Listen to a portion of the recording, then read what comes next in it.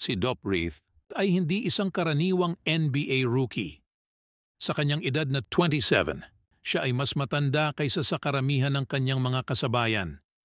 Mayroon din siyang kahanga-hangang backstory bago siya nakapasok sa NBA kung saan ay napagdaanan niya ang isang civil war at hindi mabilang na mga paghihirap na naranasan niya at ng kanyang pamilya. Kaya sa video natin ngayon, kilalanin natin ang isa pang rookie ng Portland Trail Blazers, si Dope Reith.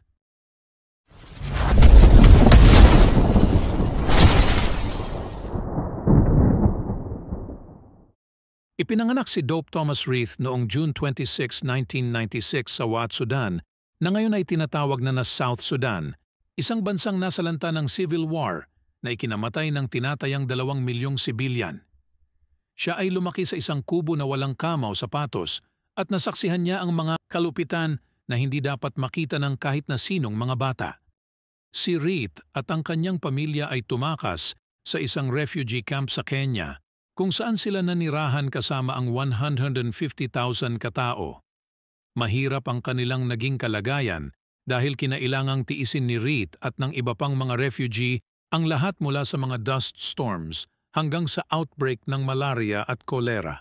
Noong 9 years old si Reith, siya at ang kanyang pamilya ay lumipat sa Australia at dito nagsimulang magbago ang kanyang buhay. Ito ay sa Australia kung saan natuklasan ni Reith ang dalawang sports, ang basketball at soccer.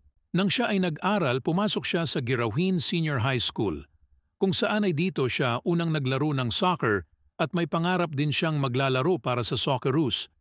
Hanggang sa pagtungtong niya ng 10 years old at humantong ito sa kanyang paglalaro ng basketball. Sa kanyang paglalaro ng basketball sa high school, napansin siya ng ilang mga coaches at scouts. At ito ang nag-udyok sa kanya na pumasok sa college sa Lee College sa Baytown, Texas mula 2014 hanggang 2016.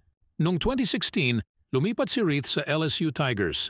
Sa kanyang 2 season sa LSU, nag-average siya ng 12.3 points at 5.8 rebounds per game. Si Reith ay pumasok sa 2018 NBA Draft, ngunit hindi siya na-draft. Dahil dito, naglaro si Reith sa ilang NBA team sa Summer League, tulad ng Dallas Mavericks noong 2018 at Brooklyn Nets noong 2019. Sa kabila nito, hindi pa rin siya napabilang sa NBA roster, ngunit hindi siya sumuko. Patuloy na hinasa ni Reith ang kanyang skills at pinagbuti ang kanyang laro. Ito ay humantong sa kanyang pagpunta sa Serbia at sumali sa Crvena Zvezda ng Serbian League. Noong 2021, bumalik si Reith sa Australia sa National Basketball League kung saan ay naglaro siya para sa Illawarra Hawks. Pero hindi pa rito nagtapos ang journey ni Reith sa basketball dahil pumunta pa siya sa China para maglaro para sa Qingdao Eagles ng Chinese Basketball Association. Ang sumunod na journey ni Reith ay sa Lebanon, kung saan ay naglaro siya para sa Al Riyadi Beirut sa West Asia Super League. Dito talaga nagsimulang umusbong ang laro ni Reith. Nag-stepped up si Reith sa West Asia Subdivision Finals, kung saan ay tinulungan niya ang kanyang team na manalo ng kampyonato. Umiskor din siya ng team high na 29 points sa Game 2. Sumunod ay nagpunta si Reith sa United States sa Texas para mapalapit sa kanyang pangarap na maging isang NBA player. Noong June 30, 2023, sumali si Reith sa Portland Trail Blazers para sa 2023 NBA Summer League.